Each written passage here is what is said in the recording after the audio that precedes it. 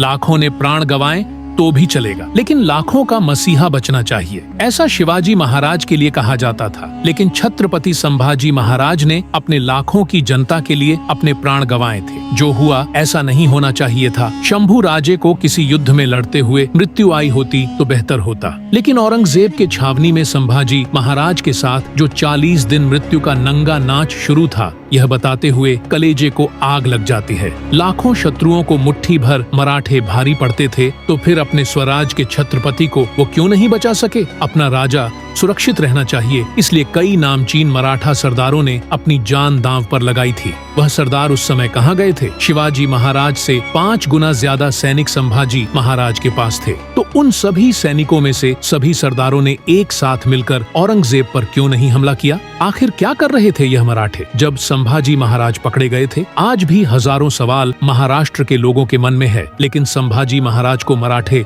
बचा नहीं सके। इसके कई कारण हैं। इसमें सबसे महत्वपूर्ण कारण यह है कि जब संगमेश्वर में मुकर्रब खान ने शंभू राजे को कैद कर लिया था, तब शंभू राजे के साथ अकेले कवि कलश थे और उन दोनों के पीछे मुकर्रम खान के 5000 सैनिक थे। और वहां स्वराज पर औरंगजेब ने लाखों सैनिक एक साथ भेजकर स्वराज को नुकसान पहुंचाना शुरू कर दिया था। सभी मराठा स्वराज को बचाने के लिए जूझ रहे थे। रायगढ़ को बचाने के लिए अपने प्राण गंवाने लगे। तब तक संभाजी महाराज को बहादुरगढ़ पर ले जाया गया। संभाजी महाराज कैद होने की वार्ता रायगढ़ पर बहुत देर से पहुंची थी। दूसरा कारण ऐसा है कि जब संभाजी राजे औरंगजेब के शिकंजे में फंसे थे, तब लाखों मुगल सैनिकों ने स्वराज के महत्वपूर्ण बड़े बड़े किले कब्जे में लेकर मराठा सैनिकों की नाकाबंदी की थी। जिस मार्ग से संभाजी राजे को ले जा रहे थे, उस मार्ग का पता मराठों को बिल्कुल नहीं लगना चाहिए। इसकी औरंगजेब ने पूरी खबरदारी ली थी। शंभू राजे के पश्चात येसुबाई ने मराठों से कहा था, हमें जितनी फिक्र हमारे राजा की है,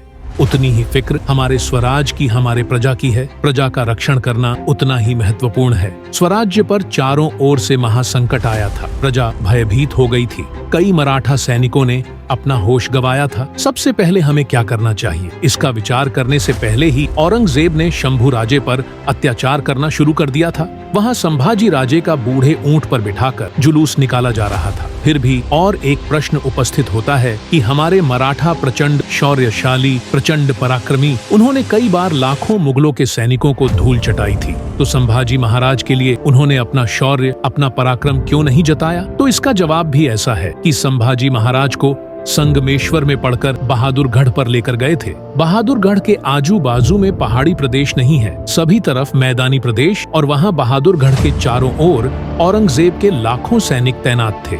अक्सर मराठे ऐसे लाखों सैनिकों के सामने गनिमी नीति का इस्तेमाल करते थे। गनिमी नीति मराठों की बहुत बड़ी ताकत थी। बड़े बड़े पहाड़ों में छिपकर शत्रु पर एकाएक हमला बोल देना, यानी मराठों के गनिमी कावा का एक प्रकार था। पर बहादुरगढ़ ठहरा मैदानी प्रदेश, वहां गनिमी कावा कैसे काम आएगा? ऐसे में लाखों की मोगली फौजी के साथ आमने सामने लड़ना, यानी स्वराज के आधे से भी ज्यादा सैनिकों की जान जा सकती थी। फिर स्वराज तो एक ही दिन में नष्ट हो सकता था। संभाजी महाराज को बचाने के लिए किसी ने कुछ भी नहीं किया, ऐसा भी नहीं है। संताजी धनाजी ने औरंगजेब के छावनी पर हमला किया था। ज्योत्याजी केसरकर ने भी खूब प्रयत्न किए। रायप्पा महार ने भी कोशिश की। कई सरदारों ने महाराज को बचाने के लिए खूब प्रयत्न किए, लेकिन सभी व्यर्थ हुए। आखिर 40 दिनों का अत्याचार खत्म हुआ और संभाजी महाराज ने अपना शरीर छोड़ दिया।